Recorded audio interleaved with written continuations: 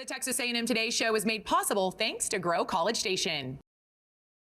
Howdy from Texas A&M. We're on a mission to find the best and brightest at Texas A&M, taking you behind the scenes of one of the nation's largest universities. In today's episode, we dive into a few ways Aggies support human and animal life every day. Students are seeing really the breadth of veterinary care. Humans have been breeding plants to meet our needs for generation. None of that would exist without that house, without this experience, without going to A&M specifically. And our goal is to help produce these fish more efficiently and in a more cost-effective manner. Welcome to campus. Welcome to Texas A&M Today. Howdy, I'm your host, Chelsea Reber. Today I'm exploring the Veterinary and Biomedical Education Complex. We'll have more on the work done in this area of campus in a few moments.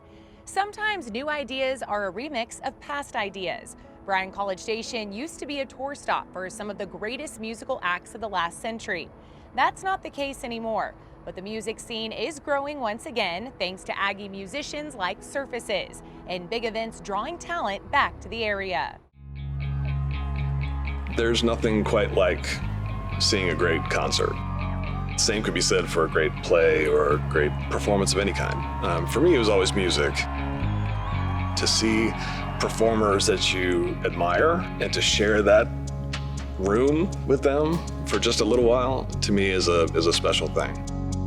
There are lots of books about Texas A&M and all the wonderful things that go along with it, but there wasn't one about concerts. And I thought, this is a story that needs to be told, and I'd really like to be the one who tells it and shares these things from all these people that I talk to. My book, Live from Aggie Land, Legendary Performances in the Brazos Valley, was published in 2017 by the Texas A&M University Press. I'm always eager to hear their, memories of those events. And I think being there at a legendary show means something.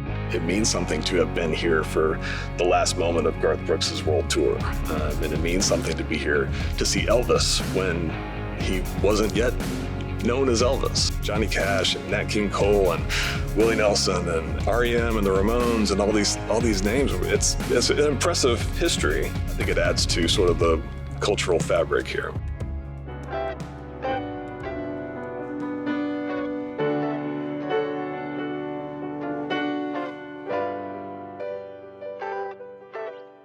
I first started working with Elton John.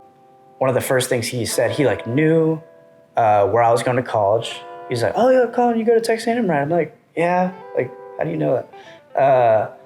And he was like, "You're still going there, right?" I was like, "Yeah, I'm in my last semester. It's a COVID semester, but I'm still attending." Yeah. And he goes, "Oh yeah, one of my very first concerts was in College Station in the States." I was like, "That's crazy." All these country goats and all of these really famous musicians kind of got their start in College Station through these venues and stuff. And it's cool to see the historical significance of music kind of get rubbed off on College Station. Surfaces was something I started in high school. Started watching a bunch of MTV, and I was like, man, I really wonder how a song is made. How do people make songs? Forrest, he was also doing the same thing at Baylor, just making music, throwing it on SoundCloud, just for the fun of it. So he found one of the EPs I had just released in 2016, and he liked what I was doing. And then I checked out his stuff, and I was like, "Oh, I like what you're doing. We should, you should drive in, or I can drive into you, and just see if we can collaborate and stuff." We recorded 4 or 5 songs in a weekend.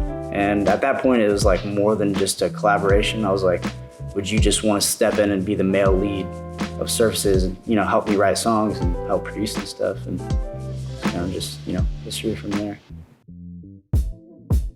I lived in this little blue house on Montclair in College Station. I lived in the middle bedroom, so it was there was no windows in there. And we would put the mic in the closet. We'd shove the clothes left and right and just stick the mic in the middle. And then Forrest would go in there and you just close the door with all of my clothes in there. And we were just, recording all the songs, or pretty much all the songs for the second album in that little room. The song that really took off for us was Sunday Best. I mean, Over a very short span, the world kind of took it by storm and it went triple platinum.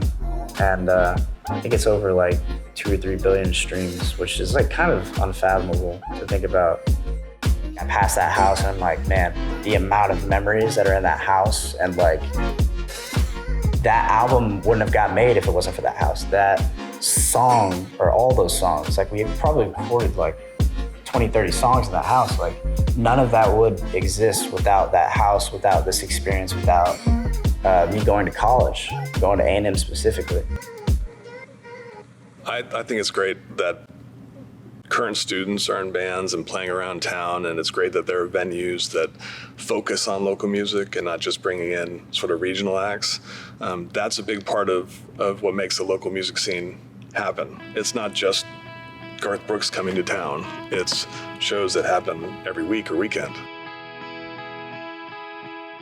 Local music scenes are important because they're just so much fun, especially when it's any new original band making up something new. It's the most fun for me to see like how they present themselves and how they sound and what is the drummer doing that's a little bit different, or what's the guitarist doing. The College Station music scene is very diverse. You have us playing rock music, there's a lot of indie artists, there's country, there's everything. Every year, new people coming in, student population's always getting bigger, people from different places coming and bringing their influences. So every year you see like an influx of just like new bands starting.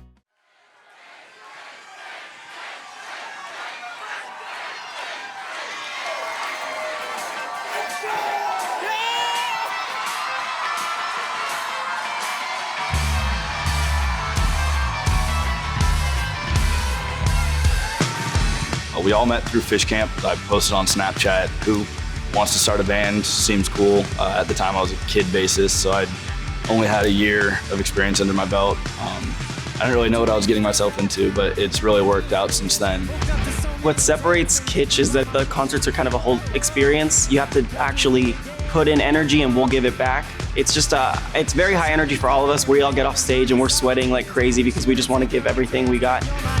You walk around on campus now and you see random people I've never met wearing our merch, and I'm like, wow, like that means so much to us, having a community that backs us, that brought us to this point where we can get those bigger shows and we can start playing with these bigger names, because ultimately our goal is not to be a student band.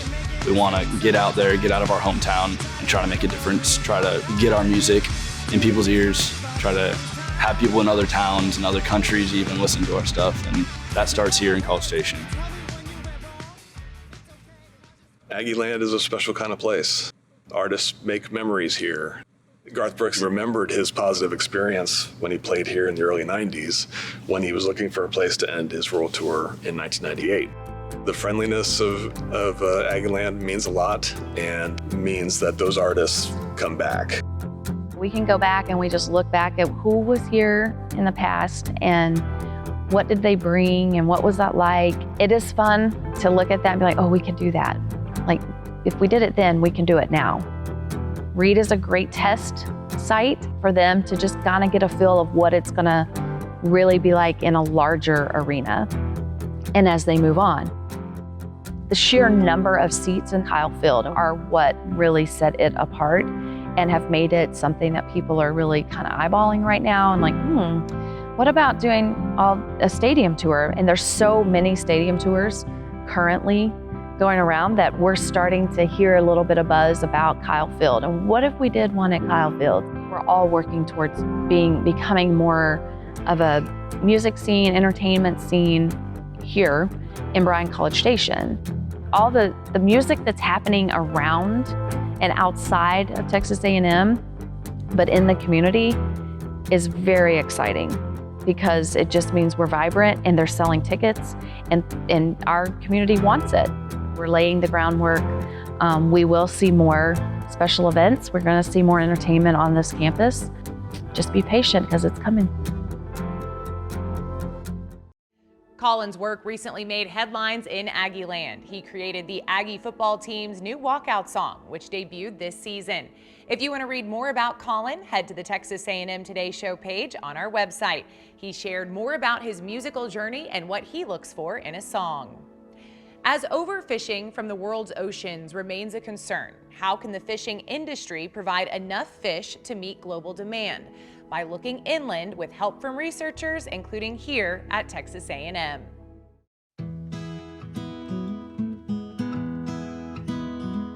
Texas A&M uses the land surrounding the Brazos River for many agriculture projects, including improving the crops we use and eat. But the improvements don't stop at plants. The farmland is also home to this, 36 ponds for developing better fish. We have thousands of fish at the facility.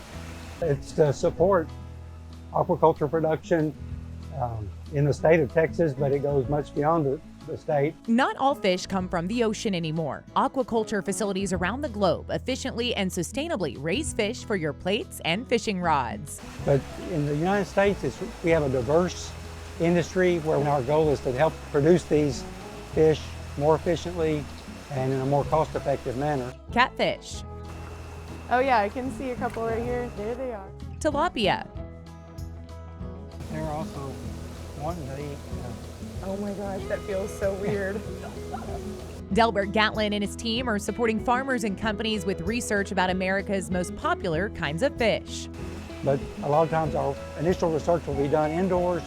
We gain insights, we find discoveries that we want to test at a larger production scale. The diet is the most expensive variable cost in aquaculture, so we do work to evaluate nutrient requirements of the fish to make sure that they are receiving what they need to meet their nutrient needs. I'm going to put some feed in the water and see if they want to start eating. I see a couple. Yep, there we go. An added bonus, they're training the next generation of fish researchers.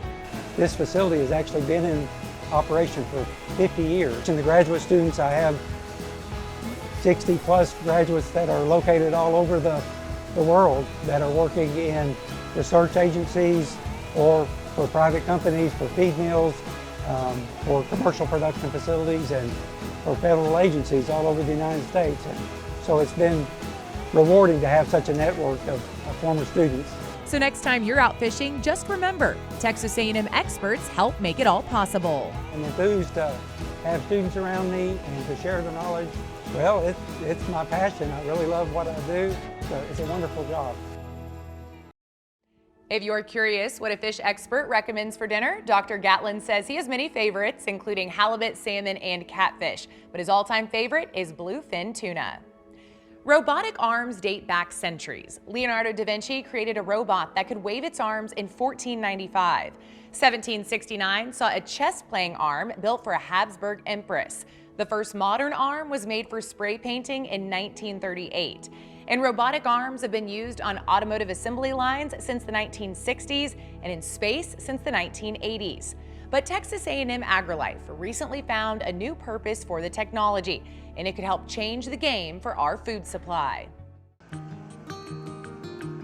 Humans have been breeding plants to meet our needs for generations. The College of Agriculture as a whole has a mission statement: feed more people.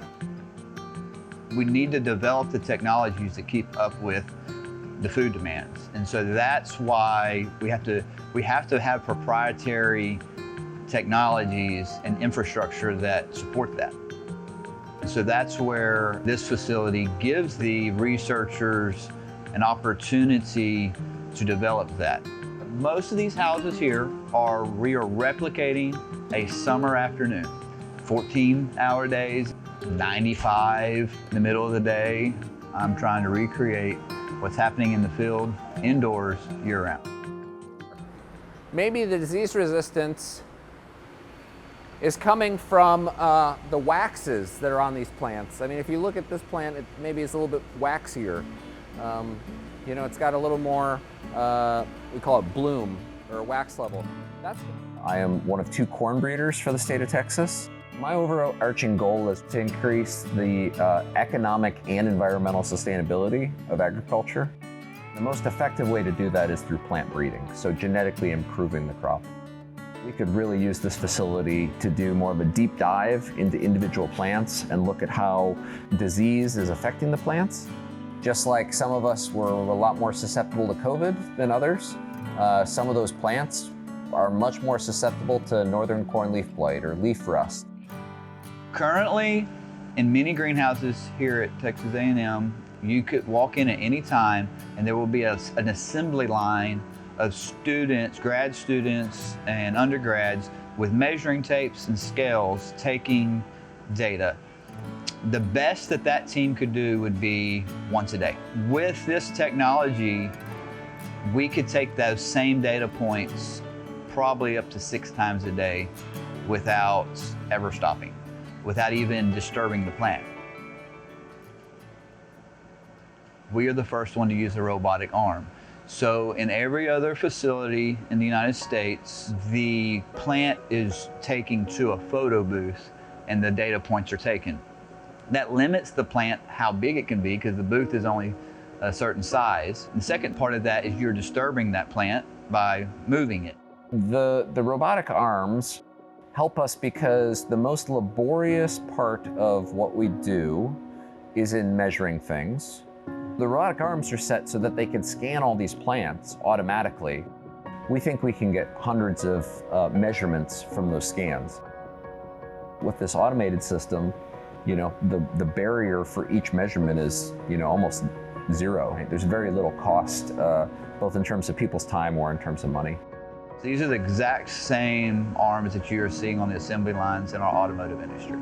A robotic arm is very similar to a human arm, and it has the same movements and motions that we do, but it doesn't get tired. We can put any instrument that we see necessary on the end of that robotic arm to do a repeatable task over and over and over. We develop artificial intelligence approaches to analyze images. I'm able to merge my artificial intelligence knowledge with their plants in order for us to develop this useful product. We can collect high-resolution images, and then from there, we do some pre-processing to clean up the images, dealing with some kind of artifacts or things that might not be well-suited for the data. The end product is we want to have some kind of like user interface, kind of like an app where people can, you know, take images from the facility here, and they can say, oh, I want to get the length of this plant or get some kind of useful information, or is there some kind of disease that's present in the plant? What we're trying to do is trying to mimic how we as humans see. And so part of my work is trying to figure out how can we identify those interesting features or information that we cue in as humans in order to let the AI model know, okay, there might be some issue with the plant. I'm really excited to really have an impact because for me, I never just wanted to get, you know, stuck in the weeds of just doing, you know, research, but really doing research that makes a meaningful impact for society as a whole. We want to be able to leverage these AI tools in order to achieve these goals that will be beneficial for our society. We used to have to go to the office to check our emails. Now we just pick up our phone and check our email. It's the same thing with some of that data that these scientists are looking for. If they could get that data faster, they can develop the technologies faster. Without the infrastructure, they cannot develop the technologies that we're going to need in the future. People want to work within infrastructure that is high quality, so they can focus on their research and not on where they're going to do their research. Quality infrastructure drives quality research. The next step at the facility is installing soil handling equipment so researchers can mix custom soils for their experiments. Ultimately, if the facility is a success, you can expect to see more robot arms in greenhouses across the state.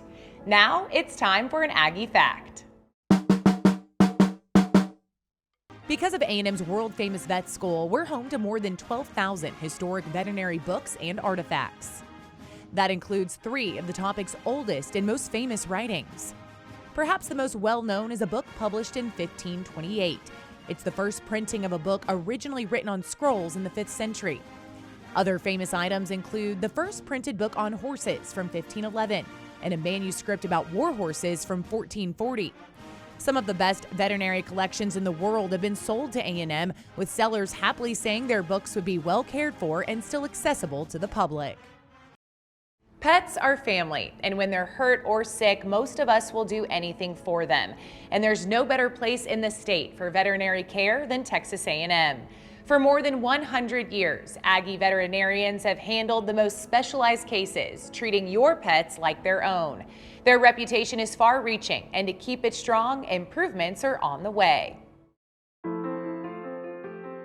For many people, Texas A&M is known for its vet school. When they think of Texas A&M, they think of the vet school. And for many, many years, we've been the only vet school in the state. So our present hospital is 41 years old. It was occupied, I think, first in 1982, at a time when 7,000 patients a year were being presented for care at the hospital. The hospital was really built for 1982. It wasn't built for veterinary medicine in 2023. We've grown 6 times, and as you can imagine, the people that comes with that. We had 2 specialty services back then, medicine and surgery, and now we're up to 18 specialty services. The hospital is everything from general practice that you would see with your personal pets, and then when you need more advanced care, we have all the capabilities that you could possibly imagine.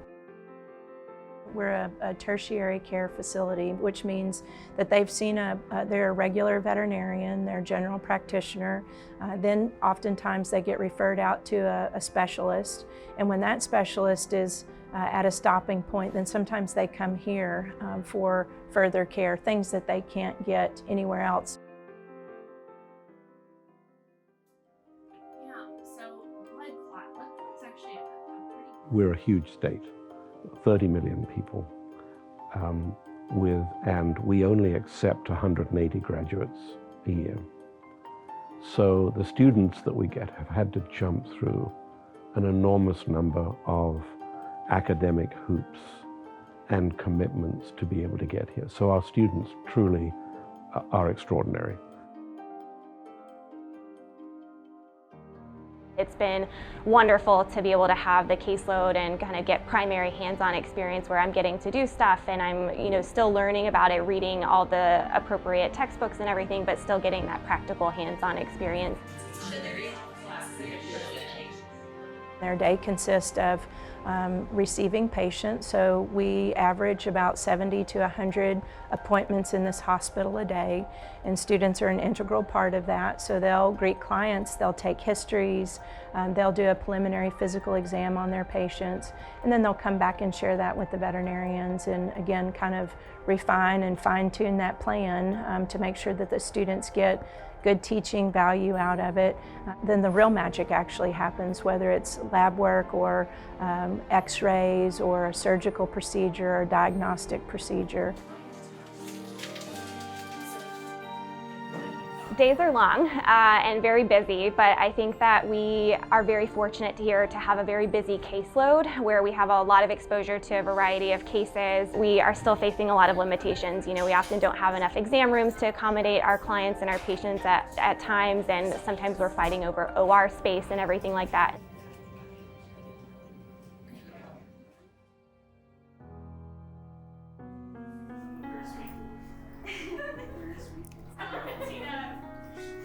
We have a large number of residents and interns who are training to become specialists, who will be heading out to provide advanced care themselves. And so we really do have a very large impact on animal health and people's dependency on animals. We know how much people depend on the companionship of their animals at home, and we like to think we provide advanced care, but with compassion.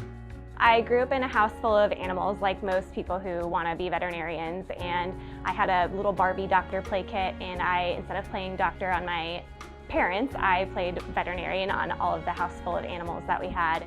I really love working with animals and just the compassionate care that we can provide, and plus our patients are really precious.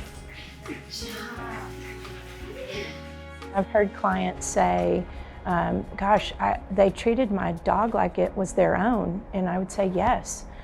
This they do, and that's I think inherent in most of our veterinarians. That compassion. This is a member of your family and it actually becomes a member of ours.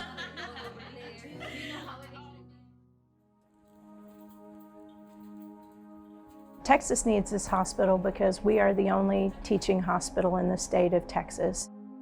We now have a new responsibility as a School of Veterinary Medicine and as a small animal teaching and research hospital, not just to be another specialist hospital, but to be the place in Texas and beyond, in the southern region, where patients with the most difficult problems are referred and where research-driven patient care is provided.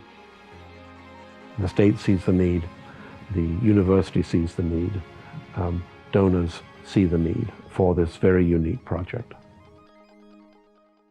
If you'd like to support the vision for the new small animal teaching and research hospital, head to the Texas A&M Today show page on our website. We've added a link where you can learn more about donating. Next, we have a special Q&A with a Texas A&M veterinarian.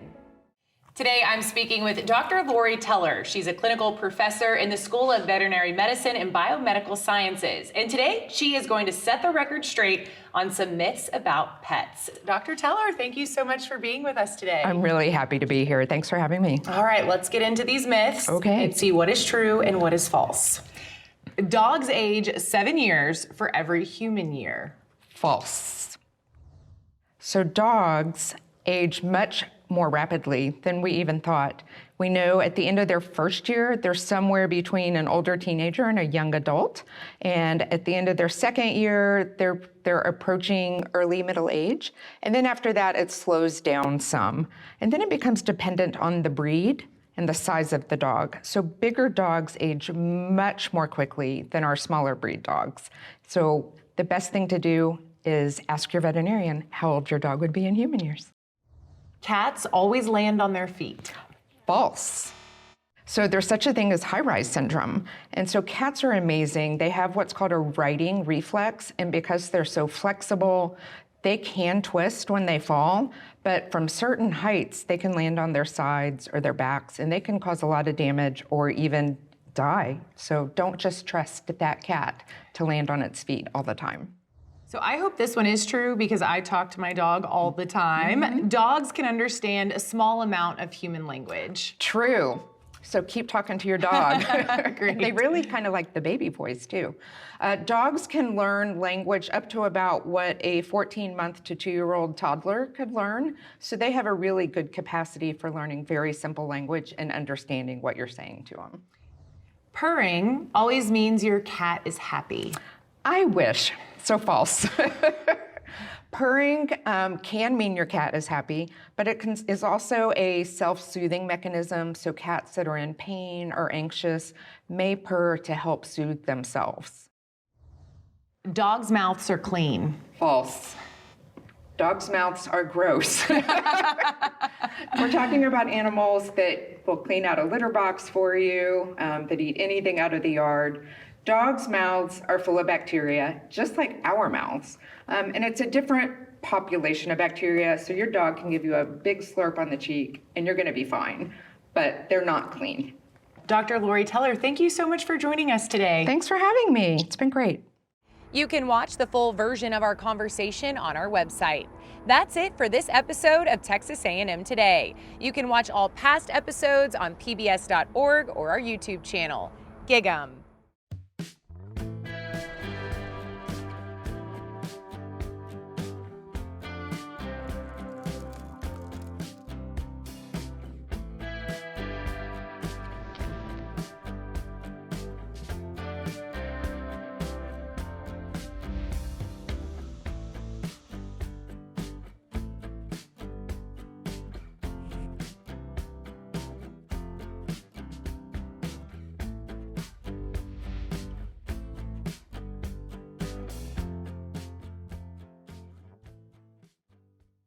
The Texas A&M Today show is made possible thanks to Bryan-College Station.